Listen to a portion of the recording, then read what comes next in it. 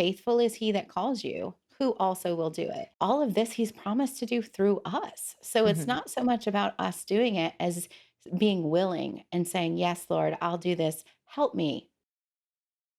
Hey everyone, this is Yvette Hampton. Welcome back to the Schoolhouse Rocked Podcast. I am back with Katie Hornor, and we're talking about business and about bringing in extra income to your family, what that might look like. We talked on Monday about her family and how they ended up in Mexico and what they're doing there. I would love to know actually a little bit more about your ministry in Mexico and why did you even end up in Mexico? The last time I went to Mexico was probably, let's see, it would have been in the 90s, late 90s, and my husband got really, really sick, and we never went back again. That was the last time.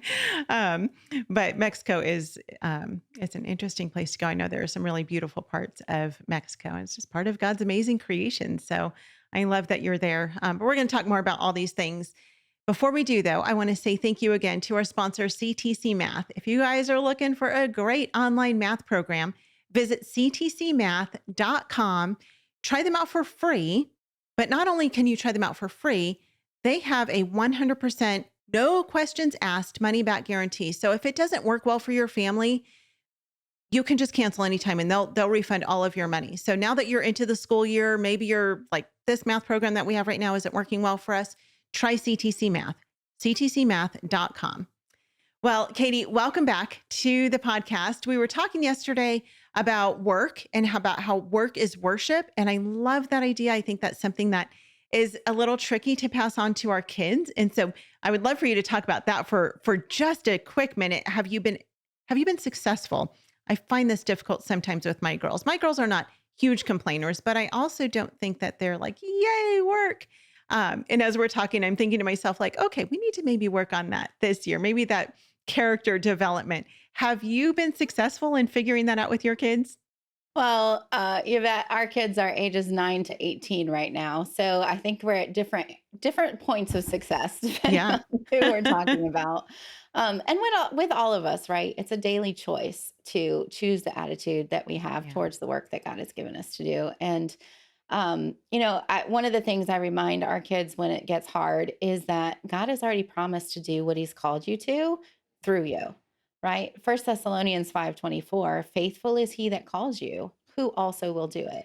And so if this is something God has called you to do for our children, obeying our parents, helping with family responsibilities as we get older, right? Your actual purpose and calling in life, your job, your career, your vocation, the way you're going to impact people in the world, all of this he's promised to do through us. So it's Mhm. not so much about us doing it as being willing and saying, yes, Lord, I'll do this. Help me do it through me because he's promised to. And so, um, with our kids, I think we're at varying stages, very quick to say yes if they have specific instructions. We're still working on the self-motivated part of seeing what needs to be done. Yeah. But it's been a fun growing experience, especially now that most of them are in their teen years and Yeah. developing their own opinions and conversations can be so much more enjoyable now.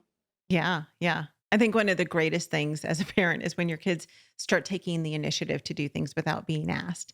And my youngest did that recently. And my girls sometimes do that. We've actually at times worked that into our daily schedule where I will actually put on their schedule initiative. Every day you need to take initiative, but that's not really taking initiative if I'm telling them that they have to take initiative, but I'm trying to train them. And It recently, my develops a youngest habit. daughter, it is a habit. It is a habit. And my youngest daughter recently, she did a bunch of things, and I didn't ask her. Like she cleaned up the living room, and I can't remember what else she did some other things, and I was like, You just did those on your own? Like I didn't even ask you to do that." She was like, "Yes, I did." And I was, Well, and one of the wow. ways that we're doing this is actually with our curriculum.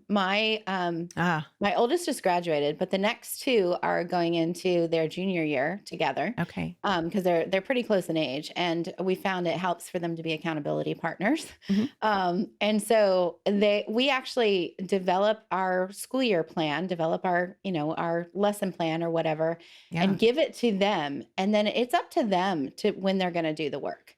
Right. Some of them think better in the morning. Some of them think better in the afternoon. Some of them have differing responsibilities around the house or as they start to look for jobs in the community and things like that. And so it's up to them. And we check in periodically daily if necessary, but definitely weekly with them. Where are you on your schoolwork? Are you going to be done by the end of the semester with what you've been given? But, in terms of actually doing the work, doing the lessons, reading the books, doing the reports, things like that's on them when they're going Yeah. to do that and check it off. And in that, we are instilling in them this independence, right? And Mhm. this autonomy of like, I'm not going to be able to follow them around to college classes and say, Right. did you do that yet?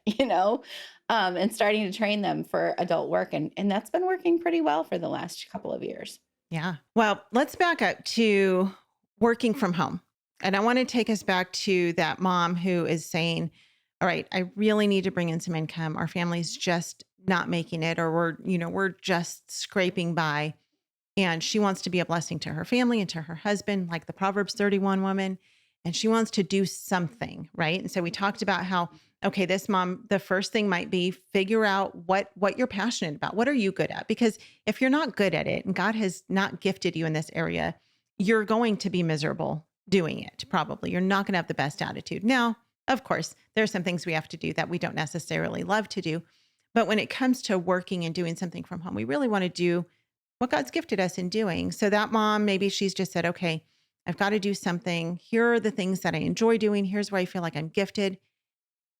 What would you say to that mom? You're talking to her face to face. What advice would you give her on here's how to get started and get the ball rolling to help bring in some extra income?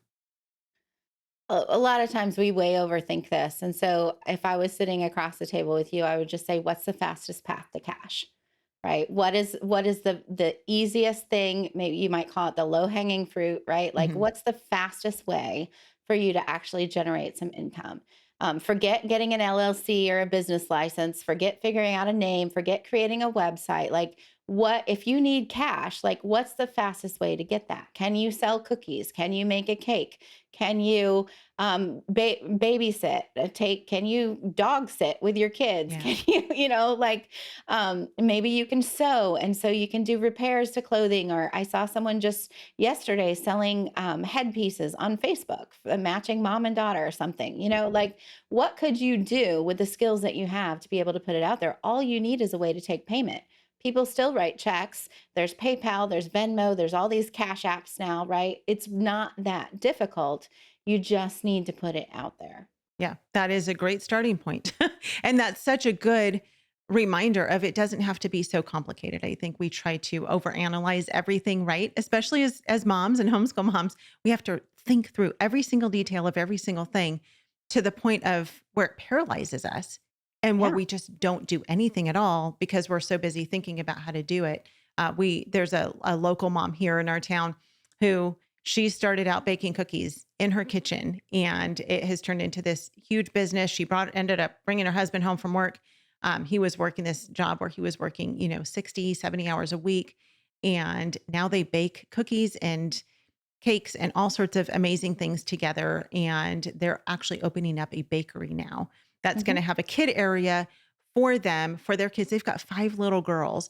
And so it's going to have a little area for their kids to play and for other homeschool moms to go to, or moms in general to go to and bring their kids. And it's just amazing to see that it just started out with her literally baking cookies at home. And so it's, God will do big things when it Right. comes to trying to figure out how to do it. And prayer, I mean, I think that's a huge part of it is just praying and seeking the Lord. Of course, that should be the number one thing is, Lord, what is it that you want from me? How can I serve you? And it could be through baking cookies um, or baking bread, whatever, but how can I serve you? How can I serve your kingdom and further whatever it is that you've called me to do? So let's take a break. We'll be right back.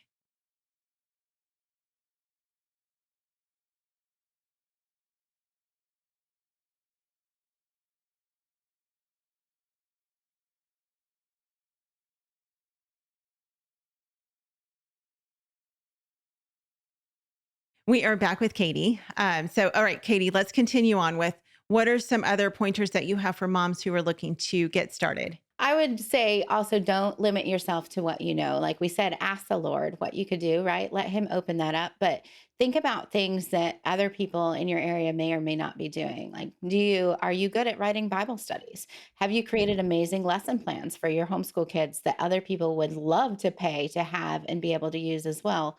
Have you you go shopping for your food once a week or more often. What if you were to shop for an elderly person at the same time, right?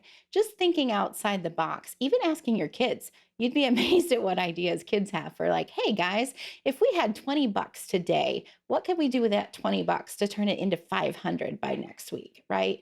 And just brainstorming and using that power of your kids, like lemonade stands are not out of out of Yeah. reach, but your kids will have some really creative ideas too. And maybe even, maybe you've got skills in digital design or graphic design and you could be someone's virtual assistant. Maybe you know how to answer emails and send them for someone. There's lots of people who need secretaries and that can be done remotely. So don't limit yourself to just what you know right now. Continue to ask those questions. How could we get other people involved in brainstorming and really seek the Lord for those things that come? And maybe your first idea is not the one, Yeah. right? Maybe it's going to take some time, but don't quit with it either because our God is faithful and he wants us to be faithful as well. If you seek him, you will find him. He has promised to provide what you need. Keep going after it. What about failure? Because that's a thing, right? I can see these moms who would try something and it just fails miserably, and that can be really discouraging. How would you encourage that, mom? I would say failure is perspective. Number one, don't look at it as failing, look at it as a lesson to learn from because now you're not starting from nothing, you're starting from experience, Mhm. right? I'd also say surround yourself with people who can support you.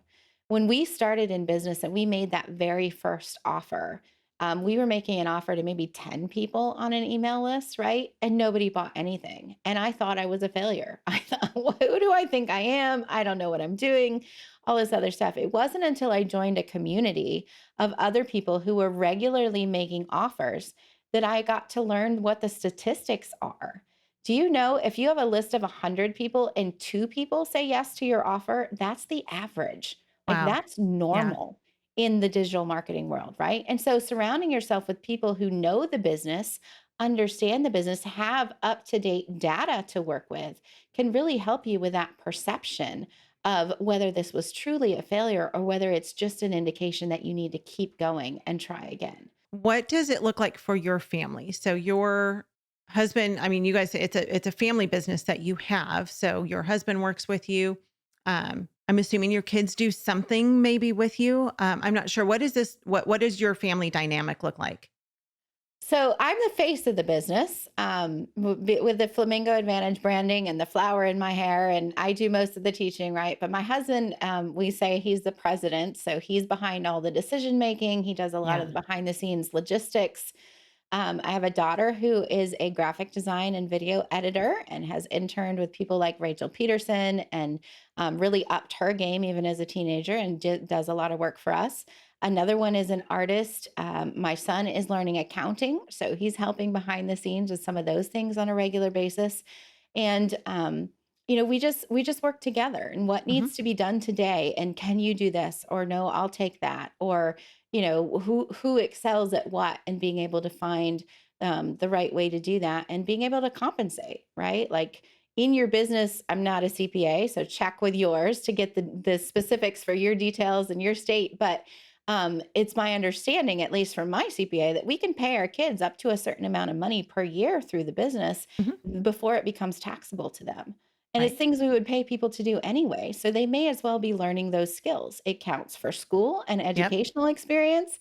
And they're learning to manage their money and manage their workload and learn new skills, develop things that will be sellable later on. And so it's really been a great blessing for us. But that's how ours works is sort of a behind the scenes and a in front of the scenes perspectives. And it's just been a real blessing to be able to work together when we need to.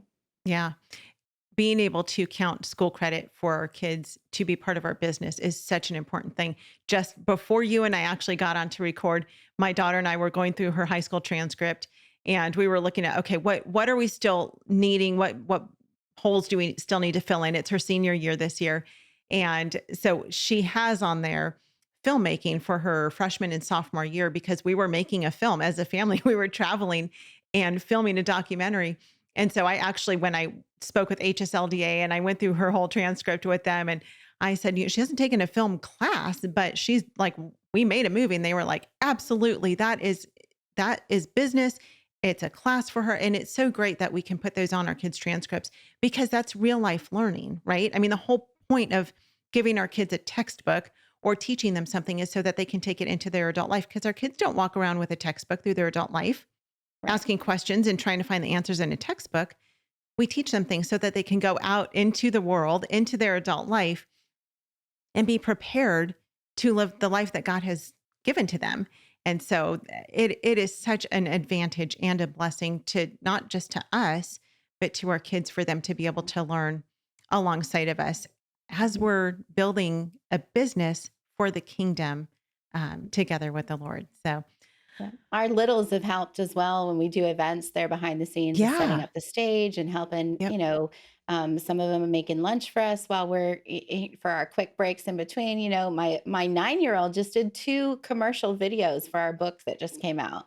And she did the voices for the little things and puppeted them and put the video Uh, together. Like it's just amazing what they can do when you lean into that and give them an opportunity.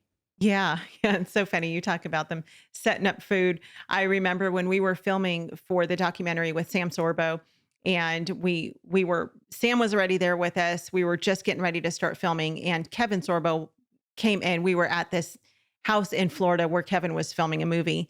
And so he walked in, and Brooklyn, my oldest, was setting up our craft services. So we had brought snacks and drinks and stuff for them. So she was setting that up, and Kevin walks in, and Brooklyn was like, "Oh, that's Kevin Sorbo." It was just so funny. And, we've since gotten to know their family and they're amazing. But it was just so funny that here she is serving this family and walks Kevin Sorbo. And she still remembers that time. And it was a really fun and special time for her. And he was so kind. He came in and he started talking to her and, you know, asking her about the movie and all sorts of things. And so she thought that was really neat. He's a really nice guy. The Sorbos are great. We love their family. Well, we are out of time, but we're going to be back tomorrow. We're going to talk more about just working from home and what that looks like. We're going to talk tomorrow about how to balance working from home and homeschooling. Katie's got 5 kids. She's graduated her first, but she's got 4 at home. And that means she has homeschooled 5 kids and run a business with her family, with her husband at the same time. So we're going to talk about how to balance those things and some other fun things as well. Katie, tell our audience where they can find out more about you again. Oh, we would love to have you visit us at theflamingoadvantage.com. It'd be our pleasure to serve you. Sounds great. We'll link that in the show notes. Thank you guys so much for listening. Make sure you stay till the very end of the podcast to get a clip of what is next on the Schoolhouse Rocked podcast. And again, if you've not signed up for our newsletter yet, go to schoolhouserocked.com. Be sure to sign up. We don't send out a ton of emails, but we always want to keep you in the loop on what's going on and encourage you in any way that we can. We let you know what podcasts have just come out and whatever encouragement we can bring to you. It's why we exist. So sign up there, schoolhouserocked.com. Have a great rest of your day. We'll see you back here tomorrow. Bye.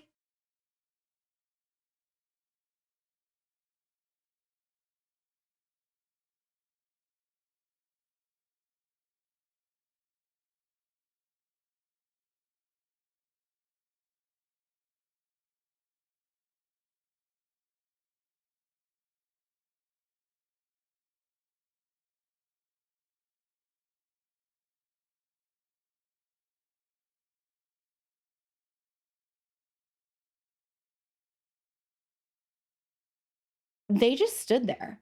Like they just continued to do what they were created to do. They weren't scared about the tourist. They weren't scared. Like we weren't getting out of the boat because there was crocodiles in that river too, Oh. right? They weren't scared by that either. And we got within several feet of them. And just to see how amazing and confident they were, just standing there doing what God made them to do today.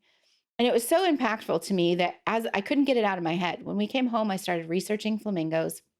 And the teacher in me was like, oh my goodness. And I could see all of these lessons that lined up for believers. The flamingo can't separate himself from the pink. I can't be who I am on the inside and not have it show on the outside. They can't just wake up and say, I'm going to be blue today, right? We can't say, oh, I'm going to be a Christian this weekend, but not Monday when I go to work. It has to color everything we do.